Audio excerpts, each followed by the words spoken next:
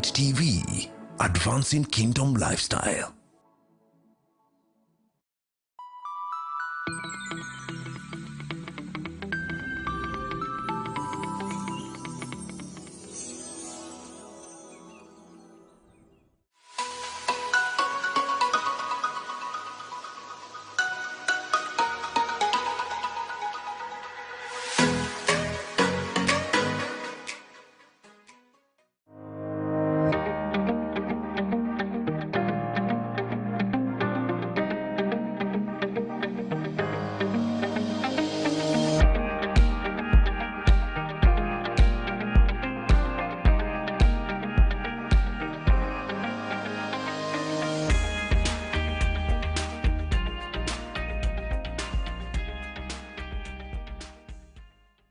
Ladies and gentlemen, welcome to today's episode of the Gigi Report. I'm glad that you're tuned in. I want to promise you that today is going to be a very, very interesting conversation. So please, those of you that are tuned in on TV, that's great. Those of you that are following this conversation on the social media platforms, welcome. And please remember to share. This is the Gigi Report. And today I have a special guest on the set with me, Honorable Justice Byram Ongaya. Byram Ongaya is the Honorable Incoming Justice of the Employment and Labor Relations Court in the Republic of Kenya. Welcome to the show, my brother. Thank you, Pastor Gigi. Very good to have you here, and I'm looking forward to this conversation. So, ladies and gentlemen, as always, I want to introduce our subject of discussion today, and then we get the conversation ongoing. Today, we're going to be focusing on what I'm calling pursuing labor justice, the role of the Employment and Labor Relations Court, and that's what we want to discuss today. More importantly, I just want to highlight why this conversation is important. We know that the relationships between employers and employee is never often without conflict, and this requires what they call in legal terms adjudication by courts of law. And so the Employment and Labor Relations Court was created as part of the judicial reform agendas following the new Constitution 2010, and its role is to effectively adjudicate labor disputes, and that's the reason for this particular court. And my guest is here to tell us more about the court and how it operates, its mandate, and its influence in the socio-economic development of our nation. So welcome to the Gigi Report, and as always, the Gigi Report is a platform for big, bold, and honest conversation on a broad range of subject matters: socio-economic, philosophical, theological, economics, politics, and today we are talking matters justice. So let me briefly introduce our guest, and before I ask him to further introduce himself, my guest is Honorable Justice Byram Ongaya, and he is the incoming Principal Justice Judge of the Employment and Labor Relations Court, and he has served in this court in many other responsibilities since the inception, I believe. Yes, Pastor Gigi. Yeah, and so Hon Justice Ongaya holds a Master's of Law degree from the University of Nairobi and a Bachelor's of Law, the LLB from University of Nairobi as well. He is also a certified public secretary of Kenya. And you know, the CPS, those of you that are CPSs, Hon Justice Ongaya is a CPS Kenya, and is a live member of that Institute of Certified Public Secretaries of Kenya. So that's a very well, you're very well entrenched in the profession in terms of both the law and the public secretaries affairs. So, Honorable Justice, welcome to the show. Thank you, Pastor Gigi. I want us to begin this conversation by you introducing yourself a little bit more and telling us including what inspired you through your career and how you got to where you are today.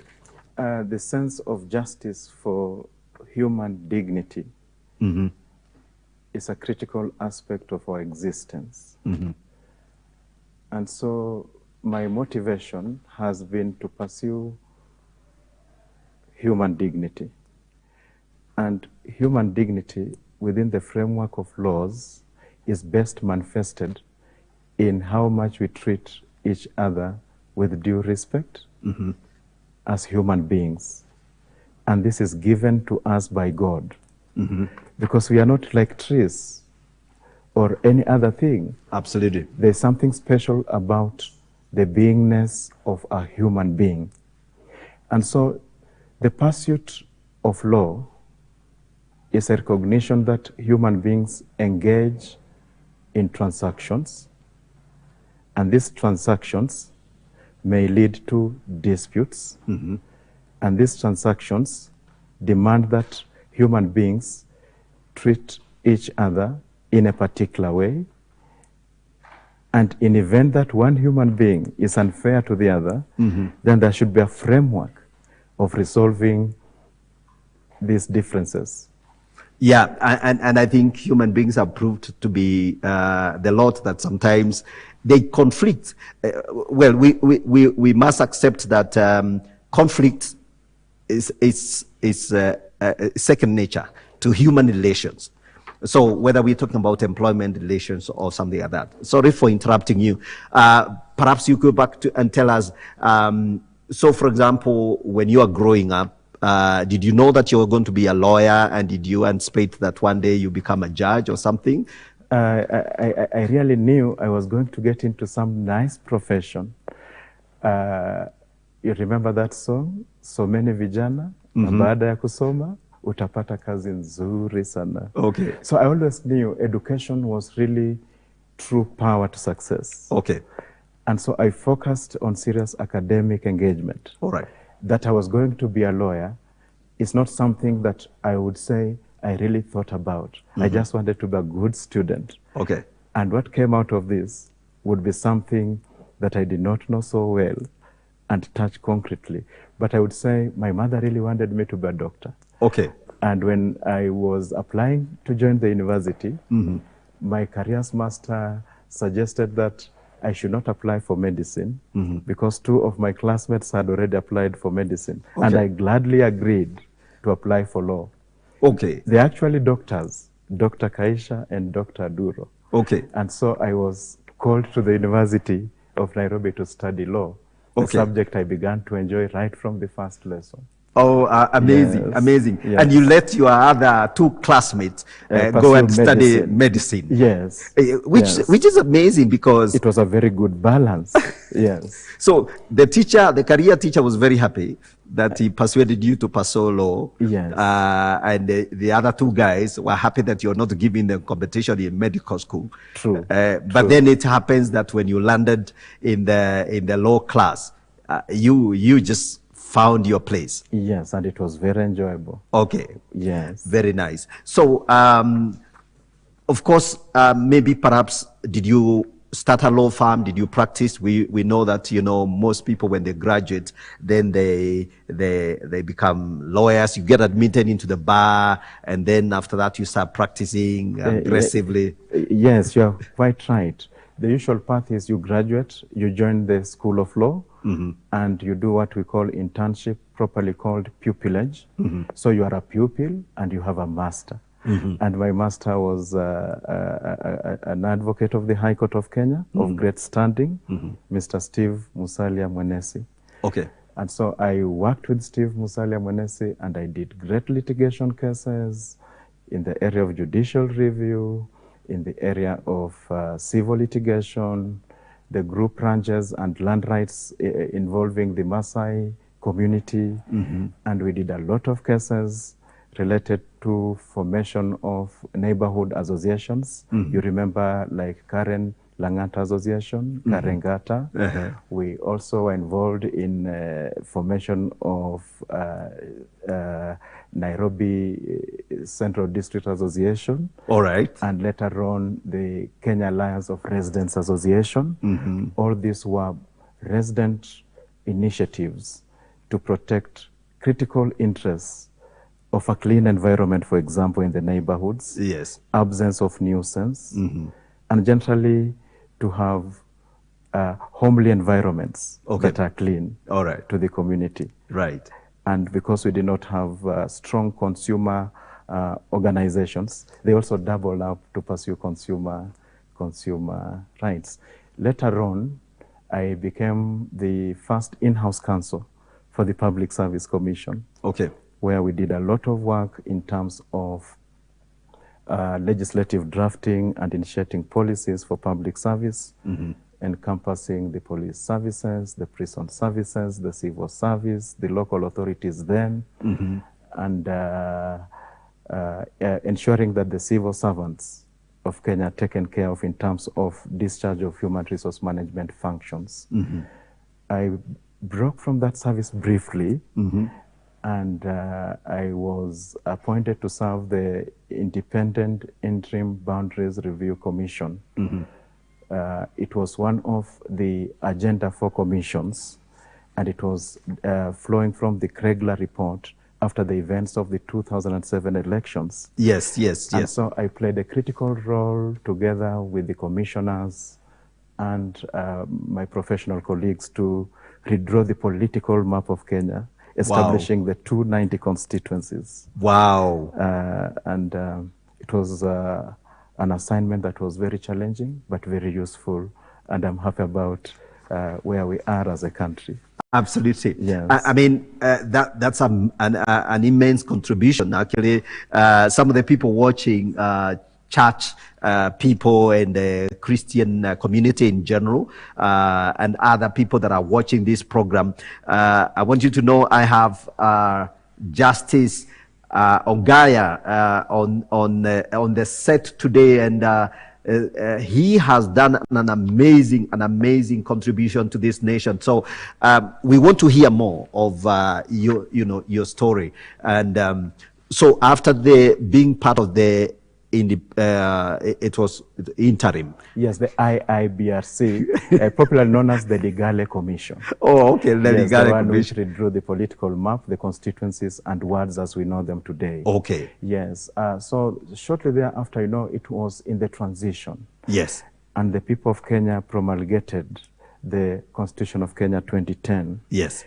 Whose consequence was to reorganize our governance system. Okay. Creating the devolved units, the national government, and then reorganizing our judiciary. Okay. Creating the Supreme Court as the court of apex. Yes. Then the Court of Appeal. Yes. Then we had traditionally one court below the Court of Appeal. Yes. The High Court, yes. which we still have. Yes. But then the people decided that there were certain matters they wanted handled by specialized courts. Okay. These courts were to be known as superior courts, just like the Supreme Court, the Court of Appeal, and the High Court. Okay. But they would be of equal status as the High Court. Okay. They were the Employment and Labor Relations Court and the Environment and Land Court. So those are our two specialized superior courts. Okay. With equal status to the High Court. Okay. And the Employment Court then took over from the Industrial Court, okay. which was formerly a tribunal under the Ministry of Labor, and which strictly focused on disputes between trade unions and employer associations. Okay. And basically the contract of employment. Yes. But this new Employment and Labor Relations Court in the new republic was given an expanded jurisdiction to deal with all disputes as of a regional and appellate jurisdiction in matters relating to employment and labor relations. Absolutely. Original and matters Appellant. Appellate. Appellate. Yes. Maybe you can break that down for us. An original jurisdiction Yes. means a jurisdiction that confers the court to hear your case as of first instance. Okay. In the area of employment and labor. Yeah, in other words, once a dispute, you tell me whether I'm right. Once a dispute emerges, the court, and I think you can explain this further, the court you should go to. Yes. At the first instance. Yes. So that's what you're describing. Yes. Yeah, go on. In matters employment and labor relations. Okay. And then appellate jurisdiction. Yes. So the court is then vested with jurisdiction to hear matters relating to rights of employees and obligations of employers and prerogatives of employers. So employees have particular rights. Rights such as to be assigned to work. Rights such as to be paid a fair wage or salary. Rights such as to access clean water at the workplace. Rights such as to be provided protective gear. Rights such as to be provided clean food, like in the industry, factory production systems. Rights such as to be provided medical care. Okay. All these are rights that employees enjoy. Yes, and they are clearly enumerated in the law. In the law. And actually, the law then provides minimum terms and conditions of service. Okay. And this is done under the Employment Act. Okay. The Employment Act says these are the minimums. Okay. That an employee is entitled to. Of course, the employers have a prerogative to determine their enterprise, to reorganize it, to determine how many employees they'll have, and what employee will need what qualifications to perform what work. Okay. They have a prerogative to decide to re-engineer the workplace and determine their standards and requirements for production. Right. They enjoy this prerogative. Okay. They want to have a free hand to do all these things. They want to have a free hand to perform human resource functions, such as recruitment, selection, appointment, promotion, training and development, and even when to terminate. And they want to exercise disciplinary control over their employees. Yes. And they want to have a free hand, a near free hand in doing all these things. Yes. And yet the law may change these things. Yes. Yes, and that is when the provisions of the law on minimum work standards become very relevant. Okay. Yes. Okay. Yeah. So the minimum standards that are required by the Employment Act basically is to say, look, these people who are working for you is a country. We think that there are certain straightforward minimum condition under which employment should happen. This formal engagement between employer and employee should happen. And to the extent that an employer is not able to provide those conditions, it is depriving those workers. And I'm sure this is coming from, industrial, the early part of the industrial Court, yes. the early years where workers were exploited, they lost their limbs and arms. The agrarian revolution and industrial revolution. Yes. Yeah. So the workplace has actually transformed tremendously. And so that's very powerful and that's very, very helpful, I think, to clarify that. So, and I think you've touched on some of the mandates. So maybe you can tell us a little bit more about what your court, actually, the court.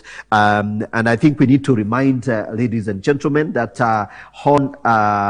Ongaya is actually the incoming principal judge. So you have had a principal judge who served among the maybe you can describe how the court is organized, how many judges you have, and what's the role of a principal judge, so that our viewers, before we come to the nitty-gritties of what's happening, what are the quarrels happening, you know, among Kenyans, what are they bringing to you, let's understand how you are organized. Thank you, Pastor Gigi. The Employment Court of Kenya is consisting of a principal judge, okay, and other judges to be determined by the Judicial Service Commission. Okay. The principal judge is elected by judges of the court. Okay. So when the court was put into operation in 2012, the court elected its first principal judge, the Honorable Justice Matthews Derry Duma. Okay. He served for 5 years. Okay. And the judges have a policy that we will alternate between a gentleman and a lady. Okay. And so, come after 5 years, the honorable judges elected the Honorable Lady Justice Maureen Onyango to be the principal judge of the court, who has served for 5 years. Okay. And the judges have now elected me to serve as a principal judge. Okay. And I must say that I am thankful to the honorable judges for expressing this confidence in me to serve. I'm most humbled. Thank you. And my congratulations indeed for, you know, being conferred with that very honorable, you know, responsibility. And I wish you well as you serve this wonderful, you know, very important constitutional institution, actually, of the Republic of Kenya. Wonderful. So, yes. Just to add that the principal judge is accountable to the Honorable Chief Justice in the delivery of the mandate of the judiciary as conferred to this court, within the jurisdiction of this court. And for the coming period and the current running period, we would be committed to implement the Honorable Chief Justice's vision of social transformation through access to justice, such as matters of social justice, which fall squarely within the jurisdiction of this court, accessibility, flexibility, and sharing of authority, so that there's participatory performance in the discharge of our respective roles. Absolutely, absolutely.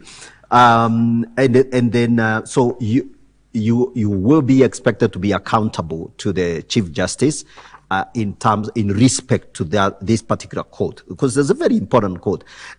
And on justice, I think one of the things that is surprising, that a lot of Kenyans may actually not know, that there is actually, that you have a very well established, you know, court system, and you have branches. Maybe you can also talk about how many. So if somebody is in Mombasa and they have a dispute with their employer in Mombasa, do you have a court in Mombasa? Can they, and do you have branches? Maybe you can expound on that as well. Yes, I must thank the Judicial Service Commission, the Honorable Chief Justice, for the expansion of this court since its inception. All right. It is actually marking 10 years since its inception. Yes. In 2012, 12 judges were appointed. Yes. At that time, the court only sat in Nairobi.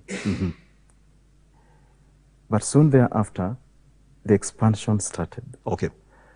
And a judge was deployed to serve in Nyeri, Nakuru, Kisumu. Mombasa, we had 2 judges deployed. And so you see the court was moved closer to the people, within the provisions of the Constitution of Kenya, Article 6, that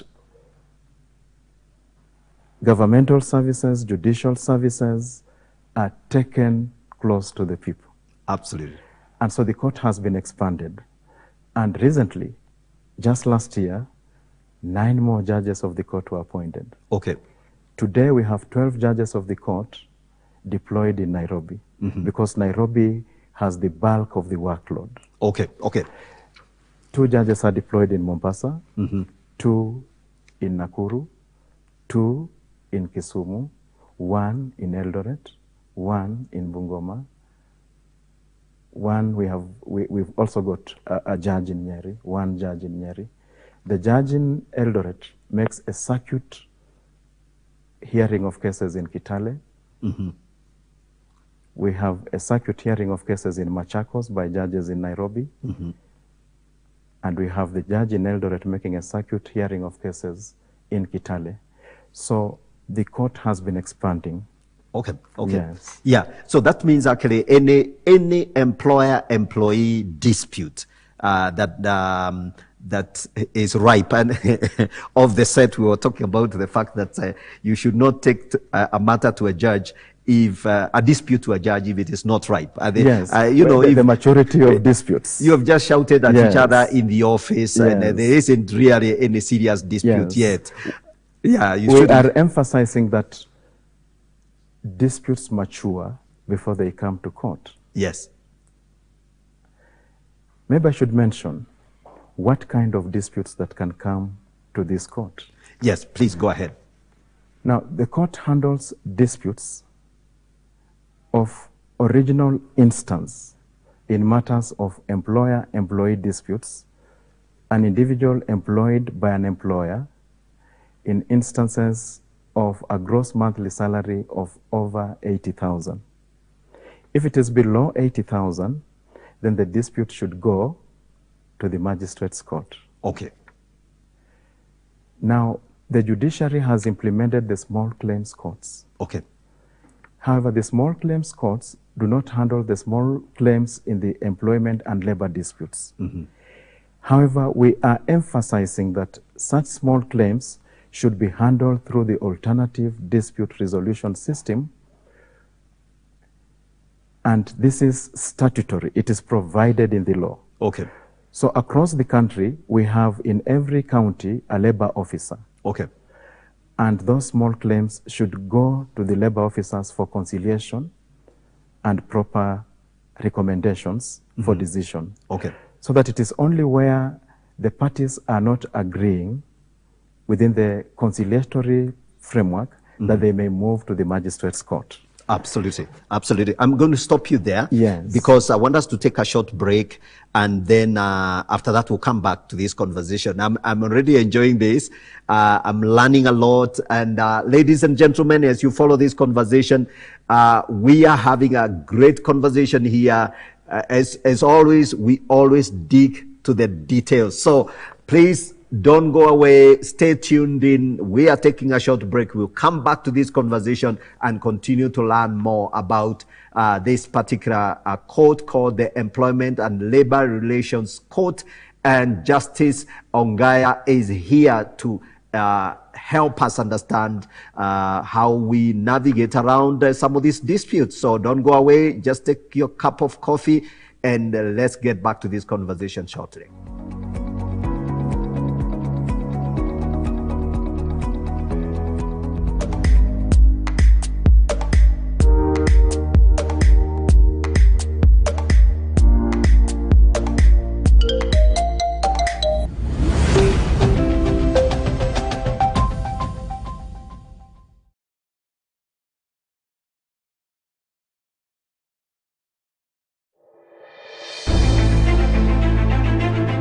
Every man of God must remain focused in the ministry. A pastor needs prayer, care, love, and encouragement. You have to have a mentor, someone you can be able to obey, to love, to submit to. What these pastors and leaders should do to create the right culture. The most powerful thing a pastor can do to his people is teach them. Being accountable to an authority is not weakness, it's strength. On Encourage a Pastor, we share real and authentic conversations that intend to give solutions to a pastor. If there's a minister out there are character issues, don't push. Don't keep on ministering. You won't be fruitful. In the body of Christ, certain wives have given up because probably they feel they haven't gotten the right leadership from their own husbands. We need to learn to know our husbands after the Spirit. I'm telling you, don't quit. Catch Encourage a Pastor every Saturday from 8 p.m. to 9 p.m.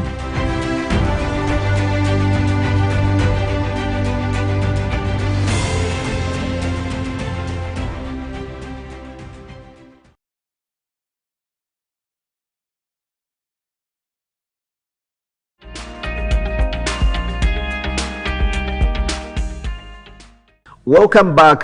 This is the Gichuki Report. Today we are having a very interesting conversation. We are talking about pursuing labor justice, the role of the Employment and Labor Relations Court. And I have here on the set Hon Justice Ongaya. He is the incoming principal judge of this particular court.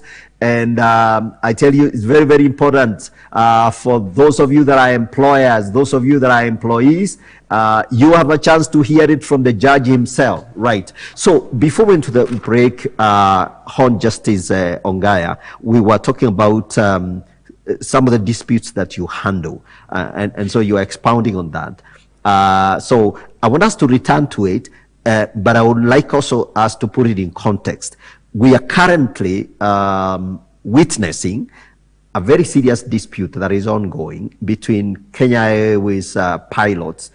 They have a union and their employer, the Kenya Airways. And that, while I know we don't want to go into the details of it because of some of the limitations that that may arise,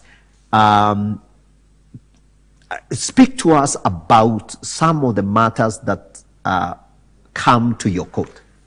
The other matters that come to our court are about trade disputes. These are disputes that relate to employer associations and employee associations, trade unions. Okay. And the role of these associations is to collectively bargain for the employers and to collectively bargain for the employees. All right. So the Federation of Kenya Employers is the apex body for the employer associations. Okay. And the Central Organization of Trade Unions Kenya, COTU, is the apex body for the employee associations and organizations, the trade unions. Yes.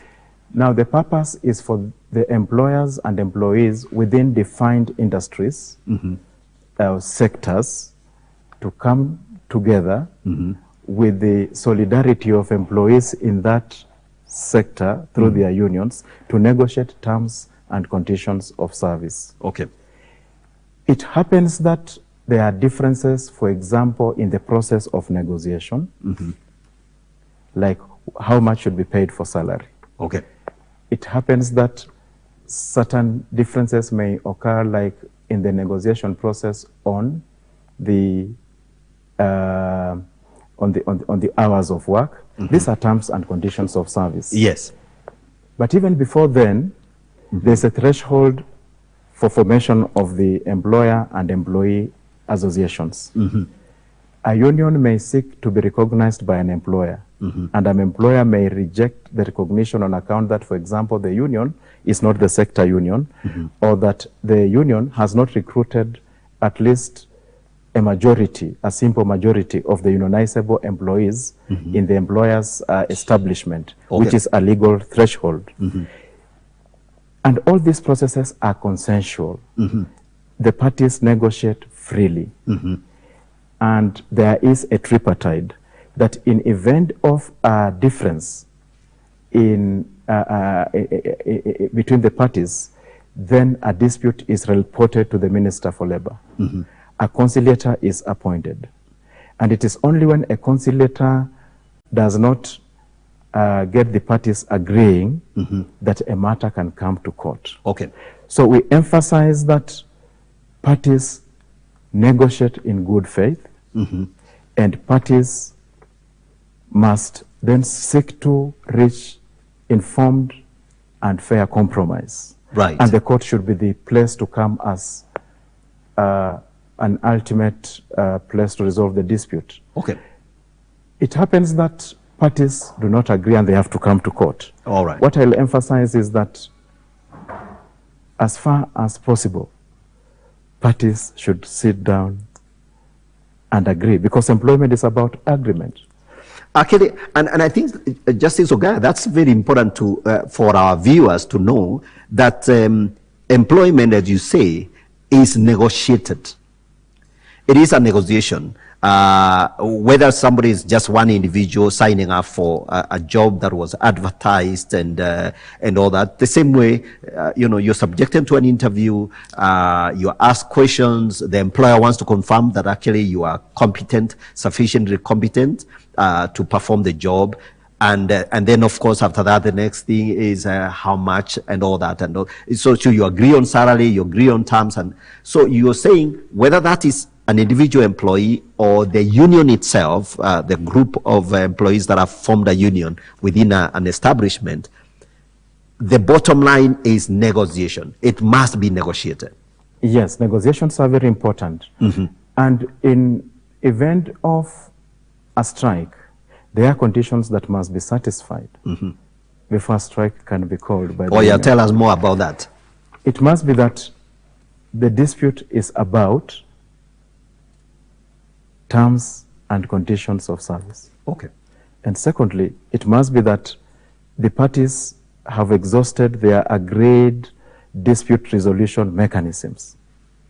And thirdly, there are formal requirements as to giving of notices. Okay. And when employees go on strike, it is not that they want to cut like the udder of the cow that provides them the milk. Not so. Yes. They are just invoking their ultimate bargaining chip. Okay.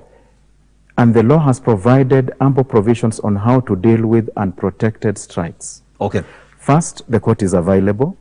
Second, the employers would be entitled to withhold such pay for such number of days that an employee has been on unprotected strike. Okay. But the ultimate goal is that the parties must come together so that the employer continues enjoying this service of the employee, the workforce, and the employees get what is their fair compensation and other benefits out of their employment arrangement. Okay. I would just want to say that in the arena of trade disputes, we also begin seeing disputes, not just about elections in employer and employee associations, but also the membership coming up with disputes about governance and administration of their associations. Okay. They want better accountability and better governance, and all these are matters that would come to the court within the arena of trade disputes. But we also have another arena of work injuries, okay, which are governed by the Work Injury Benefits Act. And we have the Director of Occupational Safety and Health, okay, DOSH. Yes. That is where these disputes should be taken. So in event of injury at the workplace, the dispute is reported to the director, and the assessments are undertaken. And if the employer is dissatisfied or the employee is dissatisfied, they launch with the director an objection within the prescribed time. And if they are still dissatisfied with the outcome, then they can appeal to the Employment and Labor Relations Court. Okay. And so employees and employers must take very seriously the work of the director in assessing compensations for employees and in circumstances of injury or even death at the workplace. Okay. Okay. And so those are appeals that may come to court. Of course, the other appeals that may come to court are appeals from the magistrate's court. Okay. You recall I mentioned that for those whose gross monthly salary is 80,000 and below, their court of first instance would be the magistrate's court. Yes, yes. And if you are dissatisfied, then you appeal to the Employment and Labor Relations Court. Yes. And within the framework of the trade unions and the employers' organizations, they will determine their own leadership in accordance with their constitutions. usually it is a democratic process of about after 5 years they change their leadership. Right. Okay. If you are dissatisfied with that outcome, the registrar of trade unions has certain roles in registering the elected officials. Mm-hmm. If you are dissatisfied with the registrar's decision, mm-hmm. then you appeal to the Employment and Labor Relations Court. Okay, okay. Just as if you are denied to register a trade union or Yes. an employer's organization, Yes. then you appeal against the decision of the Registrar of Trade Unions mm-hmm. to the Employment and Labor Relations Court. Absolutely. So you basically, the court is actually the apex place to resolve all disputes related to employment and labor relations. And I like the fact that you've dug to the core of it in terms of, how this, the various disputes, some of the ways they are already provided for, how they should be resolved, and they should only come to your court when now the various parties have differed and you're completely aggrieved, whether it's a labor union, a dispute within the union itself,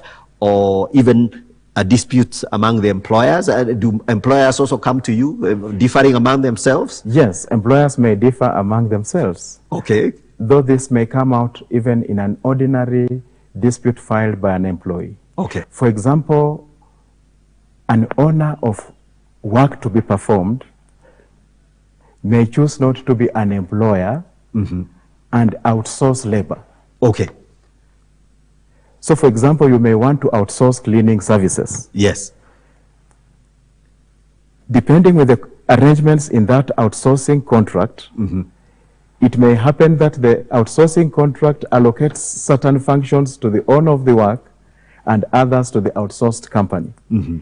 There's a sense in which then you see the owner of the work mm-hmm.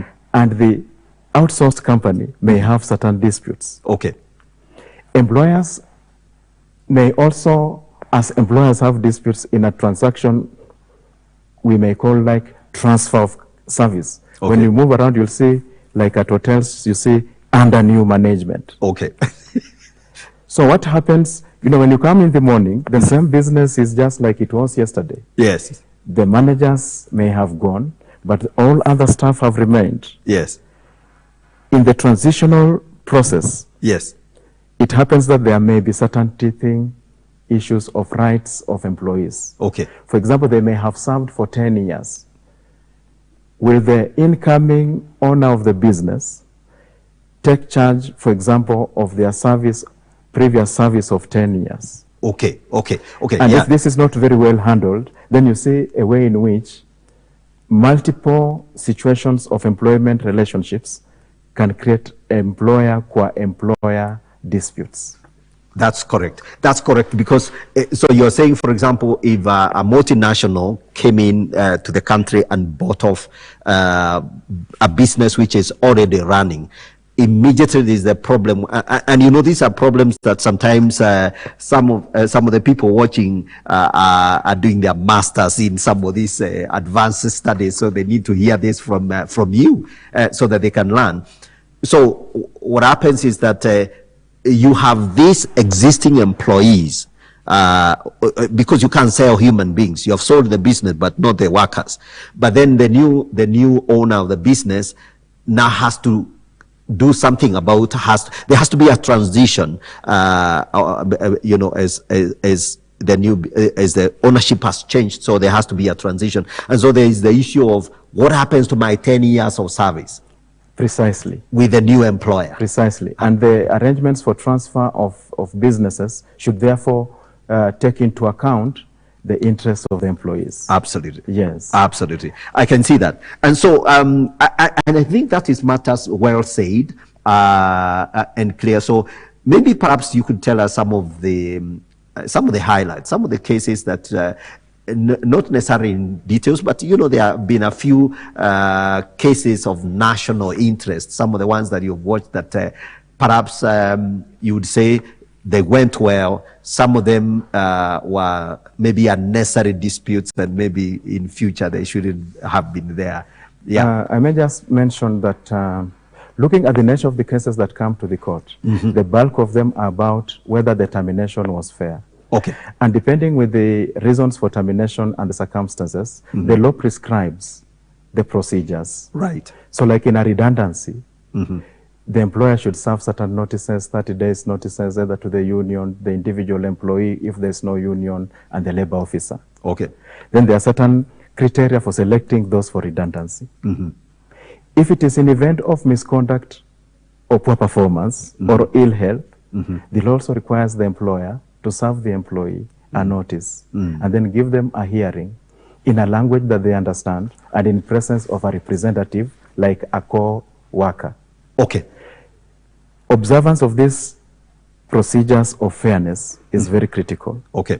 On the part of the employers, so that we do not have many disputes come to court because they have missed on these procedural requirements.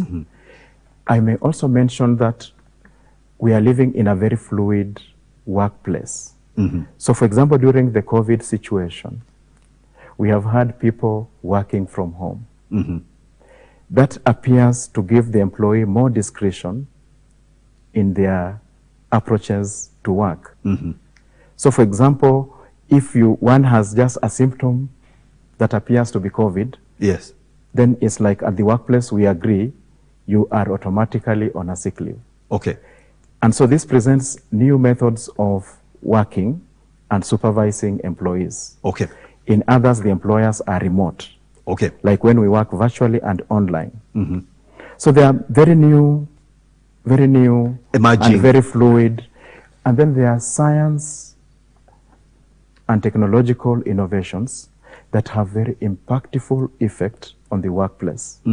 For example, they may just suddenly distinguish an existing job. Yes, indeed. Justice Ongaya, please maybe clarify for us. We now have noticed that judges now prosecute the matters online. I would just mention that the court has impressed ICT. Yes. We have what we call e-filing, case tracking system, virtual court hearings, and this in a way have made our work very efficient. But also they come along with new ethos, like of ethical contact, like dressing when you appear virtually, and the environment in which you are working, and all are matters which we need to be dynamic and keep the standards. So that if a litigant is appearing in court or an advocate virtually, the dress code remains the court dress code. Okay. And the environment is such that it has an integrity for proper court proceeding. You shouldn't have, I've just thought about it, you shouldn't have, behind you an advertisement of Tusker right behind you, or some other, advertisement, and you are a judge. I mean, you are a lawyer or something like that. That would be totally unacceptable. And you need to be properly dressed in the attire of learned friends. All right. Yes. Absolutely. Yes. Amazing. So we have like about, a few minutes towards the end of this conversation. And Justice Ongaya, I think we are learning a lot from you, and maybe a few more things I would like to ask. How you deal with the whole idea. Kenyans are still very skeptical about the effectiveness of our justice system. And where do you see the justice system in our nation headed, the trajectory in general? Should we expect a much better judicial environment where anyone seeking justice in a court of law, and they should hear that from you, that yes, your arms are open, you are going to listen, and any Kenyan now can obtain justice, and they don't have to buy that justice for that matter? In terms of the constitutional provisions, yes, our constitution has been described as transformative, yes, and people-oriented, and it has set up a proper judicial structure which also embraces alternative dispute resolution and traditional methods of resolving disputes. Right. So in terms of the design, we have the court structure. Mm-hmm. Secondly, I want to mention that within the workings of the court, mm-hmm. there are expectations from the involved stakeholders which require that all the stakeholders perform their roles. Yes. I want just to mention very quickly the key stakeholders. Mm-hmm. First is the court itself. Yes. So the court must be properly resourced so that it can perform on its role in terms of human resource, like as judges, like our staff, like the courthouses, like the application of ICT. Then there are the litigants. Right. The litigants come to court. Yes. They expect simple case filing systems. Mm-hmm. They expect ready hearing dates. Mm-hmm. They expect that they'll be heard when the court is scheduled to be heard. Yes. And in event it adjourns, they are given a notice. Right. They expect that after the case has been heard and the hearing has closed, the judgment or ruling will be rendered within reasonable time. Okay. Or promptly. Yes. But on the side of the court, mm-hmm. we also have expectations. We expect that those litigants, our customers that come in, mm-hmm. know our processes. Right. And this we do by way of sensitization, like we are doing now. Mm-hmm. We are also having institutional framework, okay. what we call court users committees, okay. where the advocates, the court, and litigants in their diversity yes. and stakes yes. attend yes. and air openly what they expect. And we expect them to be honest and open. Yes. As courts, we have our legitimate expectations that litigants will actually comply with the rules of procedure and directions by the court, which set timelines. Okay. We also welcome constructive criticism. Okay. Which is backed up with good evidence of examples. Okay. And which should then help us improve. All right. We would then discourage